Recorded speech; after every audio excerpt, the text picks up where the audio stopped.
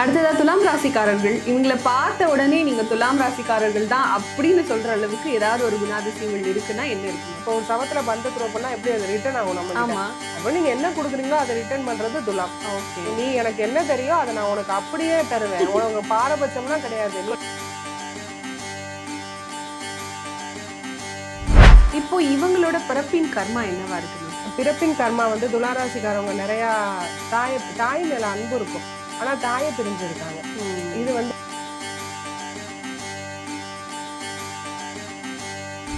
ஆனா இந்த ஒரு நெகட்டிவான விஷயம் உங்ககிட்ட இருக்கு, இந்த ஒரு விஷயத்த மாத்திக்கிட்டா உங்களோட வாழ்க்கை இன்னும் நீங்க நினைச்சதை விட சிறப்பா இருக்கும்னா என்ன விஷயம்? ஒரு சில விஷயங்கள்ல அன்புக்கு அடிபணிஞ்சு போகணும். அன்புக்கு, அதாவது மற்ற எல்லாத்தையும் தூக்கி போட்டுட்டு பாசம், அந்த பிளட் ரிலேஷன், ரத்த பந்தம், அதுக்கு கொஞ்சம்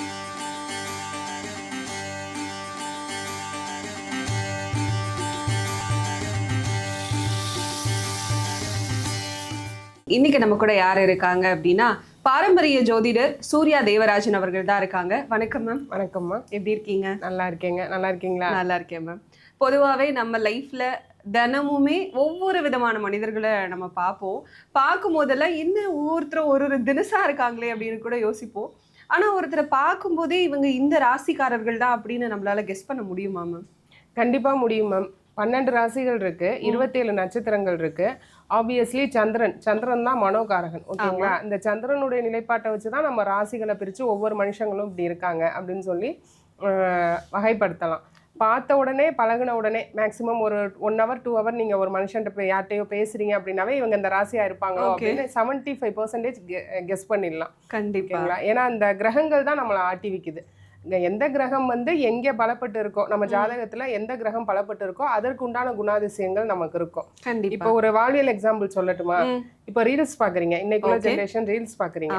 அப்படி பார்க்கும்போது இன்ஸ்டாகிராம்ல இப்போ நீங்க ஒரு பியூட்டி ரிலேட்டட் ரீல்ஸா பாத்துக்கிட்டு இருந்தீங்கன்னா நீங்க சுக்ரன், நீங்க ஒரு ரிஷப ராசியோ இல்ல துலாம் ராசியாவோ இருக்கலாம். இல்லைன்னா உங்க சுய ஜாதகத்துல சுக்ரன் பலமா இருப்பார். ஓகேங்களா?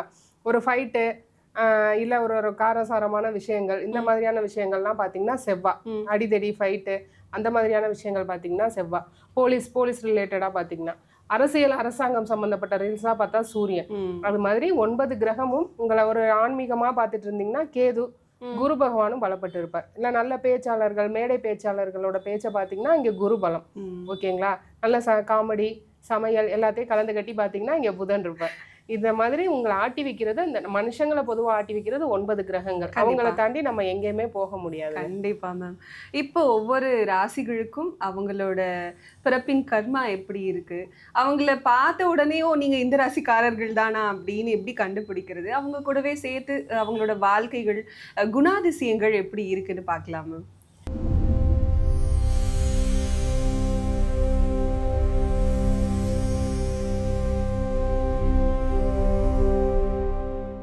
அடுத்ததா துலாம் ராசிக்காரர்கள் இவங்களை பார்த்த உடனே நீங்க துலாம் ராசிக்காரர்கள் தான் அப்படின்னு சொல்ற அளவுக்கு ஏதாவது ஒரு குணாதிசயங்கள் இருக்குன்னா என்ன இருக்கு மேம்? கண்டிப்பா.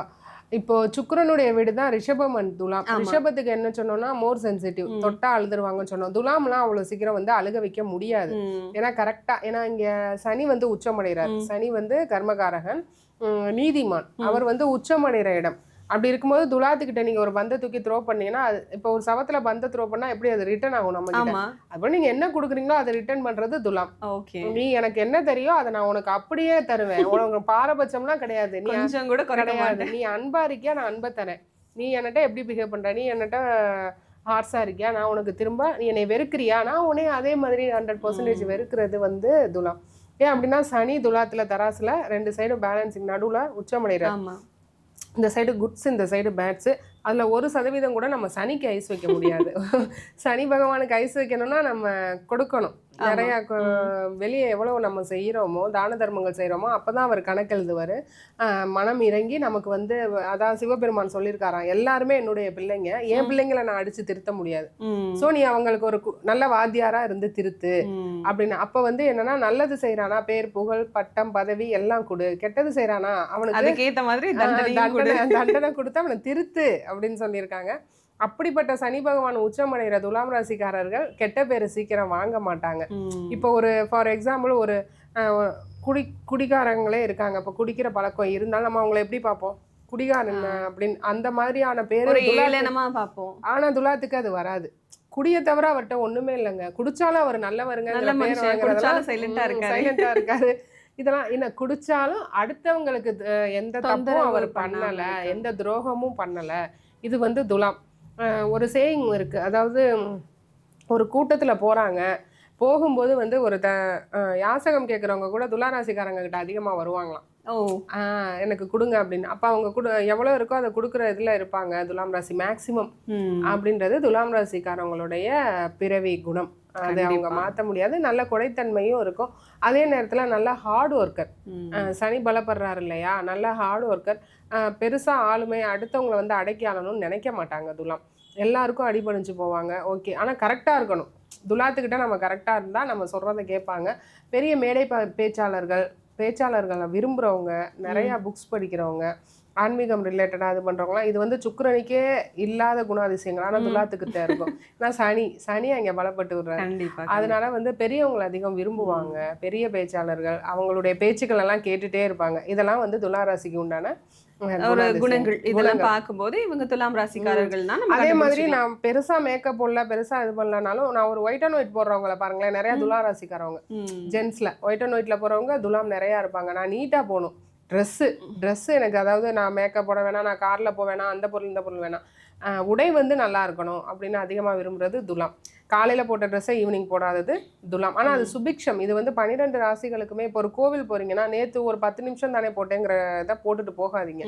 அன்னைக்கு ஃப்ரெஷ்ஷா துவைச்ச ட்ரெஸ் ஃப்ரெஷ்ஷா எடுத்து போட்டு வெளியே ஒரு நல்ல காரியத்துக்கு போகும்போது அது சுபிக்ஷம் நமக்கு. அது உங்களுக்கு நல்லாவும் இருக்கும். கண்டிப்பா மேம். இப்போ இவங்களோட பிறப்பின் கர்மா என்னவா இருக்கு மேம்? பிறப்பின் கர்மா வந்து துளாராசிக்காரவங்க நிறைய தாய் மேல அன்பு இருக்கும், ஆனா தாயை பிரிஞ்சு இருக்காங்க. இது வந்து பிறப்பின் கர்மாவா இருக்கு. இன்னொன்னு தந்தை சைடு கொஞ்சம் சண்டை வருது, கிளாஷஸ் வருது. இதெல்லாம் வந்து பிறப்பின் கர்மா. ரொம்ப சின்ன வயசுல கஷ்டப்படுறதெல்லாம் துலாம். சின்ன வயசுல கஷ்டப்பட்டு பின் வாழ்க்கை நல்லா இருக்கு, அதெல்லாம் கரெக்டா அனுபவிக்க வேண்டிய நேரத்துல அனுபவிக்க முடியாம நிறைய துலாத்துக்கு போகுது. அதாவது இந்த டீனேஜ்ல வந்து பிழைப்புக்காக வெளியே போயிட்டேன், வேலைக்காக வெளியே போயிட்டேன், மனைவியை விட்டு பிள்ளையை விட்டு பிரிஞ்சு வெளிநாட்டுல இருந்தேன். இதெல்லாம் வந்து துலாம் ராசிக்காரங்க. வியாதிகள், அதாவது ஆயுள் ஒன்றும் பிரச்சனை இருக்காது, ஆயுள் நல்லா இருக்கும். அடிக்கடி அலோபதி ட்ரீட்மெண்ட் வந்து துலாம் எடுக்கிறாங்க. நல்ல தேஜஸான முகம், உடம்பு இருக்கும். ஆனா பெருசா வந்து ஒரு சின்ன நம்ம கட்டானாலும் காய்ச்சல் தலைவலி வந்தாலும் படுத்து காய்ச்சல் தலைவலி அந்த பில்டப்பே இருக்காது. பெரிய ஆப்ரேஷன் பண்ணிட்டு வந்திருப்பாங்க, பெருசா உயிர் தப்பிச்சு வந்துருப்பாங்க, கேஷுவலா நடந்து போயிட்டு இருப்பாங்க. நேற்று தான் ஆப்ரேஷன் பண்ணி டிஸ்சார்ஜ் ஆகி வந்துட்டு அவங்க பாட்டுக்கு நடந்து போயிட்டு இருப்பாங்க. நம்ம போய் அவங்கள பார்க்கணும், அவங்கள பிரைஸ் பண்ணணும், அவங்களுக்கு எதுவும் அதெல்லாம் அவங்க நோ எக்ஸ்பெக்டேஷன். துலாத்துக்கிட்ட அதெல்லாம் இருக்காது. வரலனாலும் கண்டுக்க மாட்டாங்க, நம்மளும் போக வேண்டாம் அவங்களும் வர வேண்டாம், அதெல்லாம் துலாம். கண்டிப்பா மேம். இவங்களோட பொதுவான வாழ்க்கை எப்படி இருக்கு? ஏன்னா இப்பவே நீங்க நிறைய விஷயங்கள் சொன்னீங்க, இப்படிதான் இருப்பீங்க இப்படிதான் இருப்பீங்க, இதெல்லாம் தாண்டி ஏதாவது சின்ன விஷயங்கள் இருக்கா? பொதுவான வாழ்க்கை அப்படின்னு பார்த்தா ரொம்ப நேர்மை, ரொம்ப நேர்மை. நம்ம எதை பண்ணுறோம் இப்போ மாற்றவே முடியாது. இப்போ ஒரு விஷயம் ஏதோ ஒன்று நீங்கள் ஹர்ட் பண்ணிட்டீங்க, இப்போ துலாம் ஹர்ட் பண்ணிட்டீங்கன்னா அதுக்கப்புறம் நீங்கள் எவ்வளோ போய் மண்டிட்டாலும் அந்த ஹர்ட் பண்ண விஷயத்திலே மாற்றிக்க முடியாது. ஏன்னா அவ்வளோ அவங்க இப்போ ஒரு பிள்ளையை ரொம்ப வளர்த்துட்டாங்க, ஒரு பொண்ணு இருக்கு நல்லா வளர்த்துட்டாங்க, அது ஒரு லவ் மேரேஜ் பண்ணிட்டு போயிடுச்சுன்னா அதை பேசவே மாட்டாங்க துலாம். ரொம்ப, அதாவது அந்த பொண்ணு குழந்தை பெக்கட்டும் என்ன பண்ணிட்டு வந்து கெஞ்சட்டும், அப்பா அப்பா அம்மா அம்மா, அது அவங்களால அதை மறக்கவே முடியாது, மன்னிக்கவும் முடியாது. அவனை எப்படியெல்லாம் வளர்த்தேன் பண்ணேன், நீ வந்து இப்படி எனக்கு துரோகம் பண்ணிட்டியே.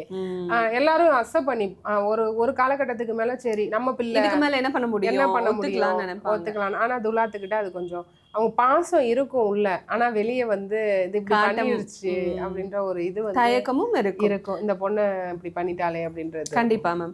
இப்போ இவங்கள் வந்துட்டு இவங்களோட திருமண வாழ்க்கை, இந்த குழந்தை பாக்கியம் அதெல்லாம் எப்படி இருக்கும் மேம்? திருமண வாழ்க்கைங்கிறது இப்போ துலாத்துக்கு ஈக்குவலா மனைவி வந்து அமைவாங்க. செவ்வாய் மாதிரியா மனைவியோ கணவனோ வந்து அமைவாங்க. அவங்களும் அந்த சைடு ஒரு சைடு கத்துவாங்க, நம்மளும் ஒரு சைடு கத்தணும். ரெண்டு பேரும் நீயும் ஜோடி பொருத்தம் அருமையா இருக்கு. ஆமா, நீயும் கத்து நானும் கத்துறேன், ரெண்டு பேரும் கத்துவோம். அது மாதிரி இப்போ துலாமோட ஒய்ஃபோ இல்லை கணவரோ டப்புன்னு ரெடியாகி வந்துருவாங்க. துளாராசிக்காரவங்க தான் கொஞ்சம் ரெடியாக வந்து கஷ்டப்படுவாங்க, லேட் பண்ணுவாங்க. ஆனால் அவங்க ஒய்ஃபு டப்புன்னு ஒரு சாரீ எடுத்து கட்டிக்கிட்டு அதே ஜென்னா இருந்தாலும் டப்புன்னு வாங்க கிளம்பணும் போய் வெயிட் பண்ணிட்டு இருப்பாங்க. இவங்க கொஞ்சம் லேட்டாக வருவாங்க. ஆனால் ரெண்டு பேருக்குமே ஈக்குவல் ஆளுமை இருக்கும். ஸோ குழந்தைய நல்லபடியாக வளர்த்துருவாங்க. அம்மா அப்பா ரெண்டு பேருமே ஆளுமை. ஒரு ஆள் கூட இறங்கி போக மாட்டாங்க. ரொம்ப ஸ்ட்ரிக்டா பிள்ளைங்களை வளர்க்குறது துலாம். துலாமோட வாழ்க்கை துணை வந்து ஸ்ட்ரிக்டா பிள்ளைங்களை ரொம்ப ஸ்ட்ரிக்டா நேர்மையா வளர்த்துருவாங்க. கண்டிப்பா. ஆண் பிள்ளை பெண் பிள்ளை அதிக துளாராசிக்காரவங்களுக்கு பெண் பிள்ளைகள் இருக்கு. 2 பொண்ணு 3 பொண்ணு, அதுக்கப்புறம் தான் பையன். இது வந்து துலாம் ராசிக்கு அதிகமாக இருக்குது. மூத்த பிள்ளை பெண் பிள்ளையா பிறந்தது நல்லா இருக்குது, இதாக இருக்குது. மூத்த பிள்ளை பிறந்த பிறகு கொஞ்சம் கஷ்டத்தை சந்திச்சேங்கிற துலாம் ராசிக்காரவங்க அதிகம் இருக்காங்க. அது பெண்ணோ ஆணும். ஃபஸ்ட்டு குழந்தைக்கு பிறந்த பிறகு முதல் குழந்தைக்கு பின்னாடி ஒரு சின்ன கஷ்டம், பொருளாதார வீழ்ச்சி, இல்லை ஏதோ ஒரு மன கஷ்டம். 2வது பிள்ளை பிறந்தோடனே அது சரியாகி வந்துடும். அது போல இருக்கும். கண்டிப்பா. இப்போ இவங்க வந்துட்டு தனவரவு, பொதுவான தனவரவு இவங்களுக்கு எப்படி இருக்கும்? பொதுவான தனவரவு ரொம்ப கஷ்டப்பட்டு தான் எடுக்கணும். ரொம்ப கஷ்ட வேலை. ஒரு ஃப்ளெக்சிபிளாக நான் இன்னைக்கு இந்த மாதம் இந்த ஒரு மாதம் நான் நல்லா இருந்தேன் அப்படின்னா அடுத்த மாதம் அதுக்கு ஏற்ற மாதிரி கஷ்டப்படுவாங்க. ஹார்ட் ஒர்க் பண்ணுவாங்க. மணி வரணும் அப்படின்னு சொல்லி நினச்சிட்டே இருப்பாங்க. ஆனால் ஒன்றும் பெருசாக அவுட்கம் இருக்காது. பல முயற்சிகள் பண்ணுவாங்க. டிஃப்ரெண்ட் ஃபீல்டில் ட்ரை பண்ணுவாங்க. அப்புறம் புதுசாக வர்ற விஷயங்களை ஈஸியாக அக்செப்ட் பண்ணிப்பாங்க. இப்போ ஒரு 70s 80s 90s கிட்ஸாக இருந்தாலும் இன்னைக்கு என்ன ட்ரெண்டு அப்படிங்கிறத அக்செப்ட் பண்ணி அது கூட போயிட்டு அதுக்கேற்ற மாதிரி தன்னை மாற்றிக்கிறதெல்லாம் துலாம் பண்ணும். ஆனால் அது ரொம்ப மெனக்கெட்டு எல்லாரும் ஈஸியாக பண்ணுற விஷயம். அது மெனக்கெட்டு தான் பண்ணுற மாதிரி வருமானம் எடுக்கிறது துலாத்துக்கு இருக்குங்க. கண்டிப்பா மேம். இப்போ துலாம் ராசிக்காரர்கள்கிட்ட நீங்க சொன்ன மாதிரி உங்களோட குணாதிசயங்களெல்லாம் நல்லா தான் இருக்கு, நிறைய விஷயங்கள் நல்லா பண்றீங்க. ஆனா தனவரவுல கொஞ்சம் சிக்கல்கள் இருக்கு, பட் அதையும் நீங்க தாண்டி வந்துருவீங்க. ஆனா இந்த ஒரு நெகட்டிவான விஷயம் உங்ககிட்ட இருக்கு, இந்த ஒரு விஷயத்த மாத்திக்கிட்டா உங்களோட வாழ்க்கை இன்னும் நீங்க நினைச்சதை விட சிறப்பா இருக்கும்னா என்ன விஷயம்? ஒரு சில விஷயங்கள்ல அன்புக்கு அடிபணிஞ்சு போகணும். அன்புக்கு, அதாவது மற்ற எல்லாத்தையும் தூக்கி போட்டுட்டு பாசம், அந்த பிளட் ரிலேஷன், ரத்த பந்தம், அதுக்கு கொஞ்சம் இம்பார்ட்டன்ஸ் தந்து நம்ம எதை கொண்டுட்டு போக போறோம் உலகத்துல? ஒண்ணுமே இல்லை. நம்ம வரும்போது எப்படி வந்தோமோ அதே மாதிரி தான் திரும்ப போறோம். அப்படி இருக்கும்போது மனுஷங்களை வெறுத்து நம்ம என்ன பண்ண போறோம்? ஒண்ணுமே இல்லை. அப்படி ரொம்பவும் நேர்மையா இருந்து நம்ம ஒன்றும் பண்ணவும் போறதில்லை, அவார்ட் கொடுக்க போறதில்லை. அந்த நேர்மையிலேருந்து கொஞ்சம் இறங்கி வாங்க. அதாவது நேர்மைங்கிறது எல்லாருமே துளாராசியில் இருக்கவங்க அத்தனை பேரும் ஹரிச்சந்திரன் உத்தமன் அப்படி சொல்ல முடியாது. அது வந்து எப்படின்னா சம்மந்தம் இல்லாத நேர்மையாக கூட இருக்கும். காட்டக்கூடாதவங்க கிட்ட வேற இடத்துல போய் இறங்கி வந்துடுவாங்க. ஃப்ரெண்ட்ஸ் கிட்டேயோ இல்லை வேறட்டையோ தேர்ட் பர்சன்ட்டே இறங்கி வந்துடுவாங்க. ரொம்ப க்ளோஸாக இருக்கிற உறவுகள்கிட்ட ரொம்ப கிரிப்பாக இருப்பாங்க. அந்த இடத்துல இறங்கி போனால் அதில் ஒன்றும் தப்பு இல்லையே. இதை வந்து துலாம் மாற்றிக்கலாம். கண்டிப்பாக மேம். 12 ராசிகளுக்குமே அவங்களோட பொதுவான வாழ்க்கை எப்படி இருக்கும், உங்களோட பிறப்பின் கர்மா இதாக தான் இருக்குது. சில விஷயங்கள் நெகட்டிவாக உங்ககிட்டயும் இருக்குது. நீங்கள் நல்லவங்க தான் இருந்தாலும் சில விஷயங்கள் நெகட்டிவாக இருக்குது. அதை மாற்றிக்கிட்டால் உங்கள் வாழ்க்கை ரொம்ப சிறப்பாக இருக்கும்னு சொல்லிட்டு ஒவ்வொரு ராசிக்கும் ரொம்ப டீட்டெயிலாக சொல்லியிருக்கீங்க. ரொம்ப நன்றிம்மா. ரொம்ப நன்றிம்மா. வணக்கம்.